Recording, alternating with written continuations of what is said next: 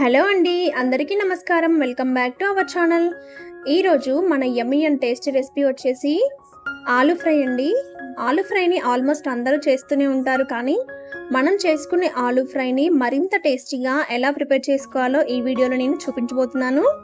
ఒక్కసారి ఈ వీడియో మొత్తం చూసి ఇలా ట్రై చేసి చూడండి. చాలా అంటే చాలా టేస్టీగా ఉంటుంది. చికెన్ తిన్నంత ఫీల్ వస్తుందన్నమాట, అంత బాగుంటుంది. మరి ఈ ఆలూ ఫ్రైకి కాంబినేషన్లో మంచి రసం కూడా చూపిస్తాను. ఆ రసం కూడా చాలా బాగుంటుందండి. ఎక్కడ కూడా స్కిప్ చేయకుండా ఫుల్ వీడియో చూసేయండి. ఇక్కడ నేనైతే ముందుగానే ఆలూని కట్ చేసుకొని వాటర్లో వేసి ఉంచుకున్నాను. ఇలా వాటర్లో వేయడం వల్ల ఆలూ అనేది కలర్ చేంజ్ అవ్వకుండా తాజాగా ఉంటుంది. ఇప్పుడు స్టవ్ మీద ప్యాన్ పెట్టుకొని అందులో సరిపడినంత ఆయిల్ వేసుకోవాలి. ఈ ఆయిల్లో జీలకర్ర, ఆవాలు, ఎండుమిర్చి, అలాగే కట్ చేసుకున్న ఉల్లిపాయలు వేసుకొని వీటిని కాసేపు వేగనివ్వాలండి. ఈ ఉల్లిపాయలు అనేవి బ్రౌన్ కలర్ వచ్చేంత వరకు ఫ్రై చేసుకోవాలి. ఇందులోనే మనం కట్ చేసుకున్న పచ్చిమిర్చి, అలాగే కాస్తంత కరివేపాకు, అలాగే కొత్తిమీర కూడా వేసుకోండి. ఇవన్నీ వేసుకోవడం వల్ల మనకు చాలా టేస్ట్ వస్తుందండి. ఈ ఉల్లిపాయలు అనేవి త్వరగా వేగడానికి ఇందులో కాస్తంత సాల్ట్ వేసుకుందాము. చూడండి, నేను ఇక్కడ కొంచెమే వేసానండి సాల్ట్.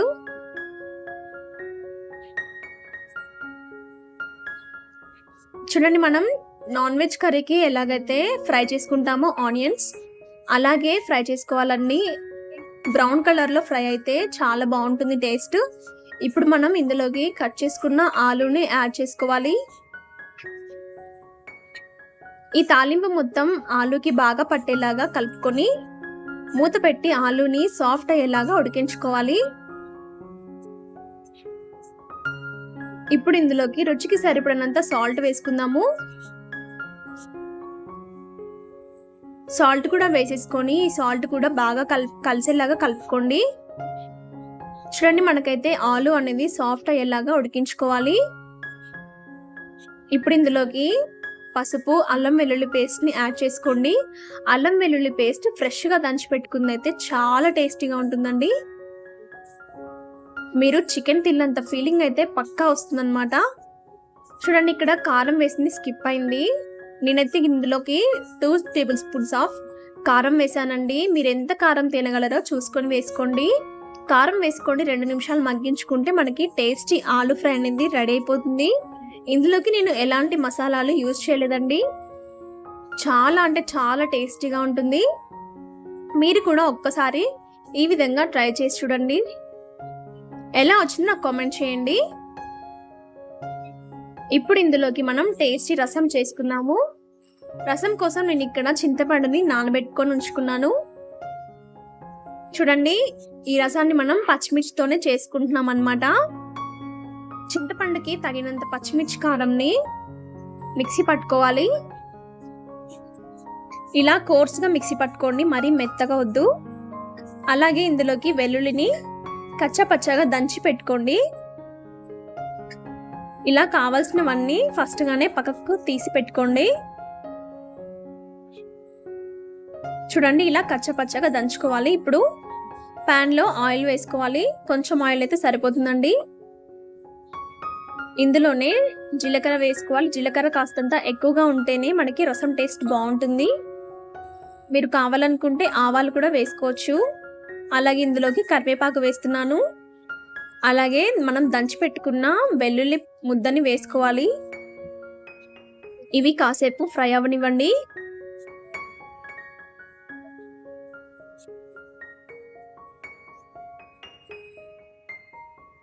ఇప్పుడు ఇందులోకి పసుపు వేసుకోవాలి. ఈ పసుపు అనేది పచ్చివాసన పోయేంత వరకు వేయించుకుంటే సరిపోతుంది. మీరు కావాలనుకుంటే ఇందులో కూడా కాస్తంత కొత్తిమీర వేసుకోండి, చాలా బాగుంటుంది. ఇప్పుడు ఇందులోకి మనం ముందుగానే గ్రైండ్ చేసి పెట్టుకున్న పచ్చిమిర్చి పేస్ట్ వేసుకోవాలి. ఈ పచ్చిమిర్చి పేస్ట్ అనేది ఆయిల్లో బాగా ఫ్రై అవ్వాలండి. చూడండి, మనం మిగిలిన మిక్సీ జార్లో కాస్తంత వాటర్ యాడ్ చేసుకొని ఈ వాటర్ని కూడా మనం ఈ పేస్ట్లో వేసేసుకుందాము. ఇలా వాటర్ వేసుకొని ఫ్రై చేసుకోవడం వల్ల మనకి ఈ కారం అనేది మాడిపోకుండా మంచిగా వేగుతుంది. మూత పెట్టి మనకి పచ్చిమిర్చి పేస్ట్ అనేది బాగా వేగేంత వరకు వేయించుకోవాలి. ఈలోపు మనం చింతపండు రసాన్ని పక్కన పెట్టుకోవాలండి.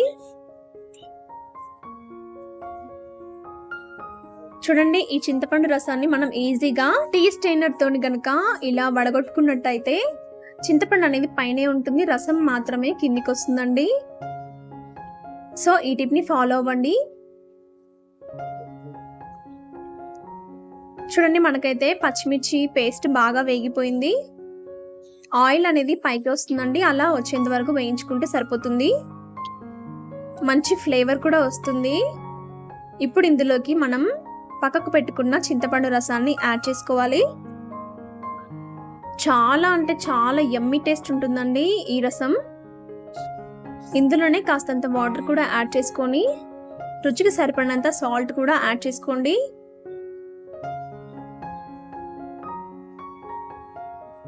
ఇవన్నీ వేసేసుకొని చింతపండు రసంకి కారం అనేది పట్టేలాగా కాసేపు అలా మరిగించుకుంటే మనకి టేస్టీ రసం అయితే రెడీ అయిపోతుంది.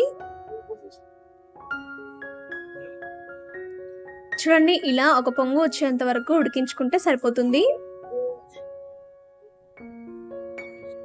మీరు చికెన్ ఫ్రై చేసుకున్నప్పుడు కూడా ఇలా రసం చేసుకొని చికెన్ ఫ్రైలో వేసుకొని తిన్నారంటే చాలా టేస్టీగా ఉంటుందండి.